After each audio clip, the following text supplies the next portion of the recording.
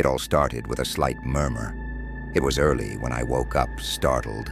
The house was completely silent, except for a low buzz that came from the room. I got up with my heart beating in my ears and walked cautiously, trying to locate the origin of the sound. There it was, my grandfather's old radio, an outdated device that we never used, on at the room table. The static sulked in the air until, suddenly, a voice emerged between the white noise. It was my voice. I was frozen. I was listening to something that was strangely familiar to me. At first, I thought it was a coincidence, but when I paid more attention, I recognized the conversation. It was a talk that I had with my sister that morning, word for word, on the movie we had seen about the coffee we drink. But then, something changed.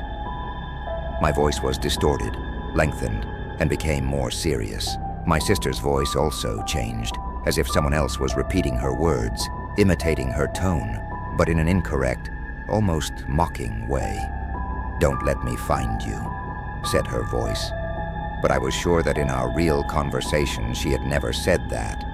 I turned off the radio of a blow and moved away, with bristly skin. Maybe I was too tired.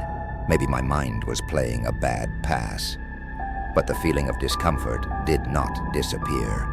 The next day, I tried to forget it, convinced that it was a device failure. But that night, the radio was turned on again. This time, the voice that came out of the speakers was not mine. It was my mother's. My mother had died 2 years ago. My hands trembled when listening to her. It was a conversation that we had when I was a child. We talked about my fear of darkness, about the shadows I saw in my room. But then, the conversation took a turn that had never occurred in real life. "You're not alone," said his voice. "You've never been alone." I ran to unplug the radio, but when I pulled the cable, I realized something impossible. The plug was not connected. The radio had been working without any energy source. Terror paralyzed me.